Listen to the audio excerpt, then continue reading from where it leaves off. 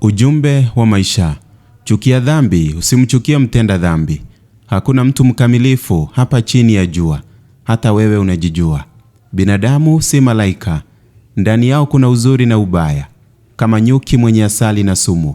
Ukimchukia mtu kwa sababu ya ubaya wake, huenda pia utakosa mazuri yake.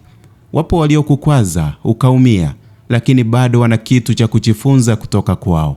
Wapo waliokuudhi ukaudhika, ila ukiwa kwenye tatizo ni wao watakusaidia.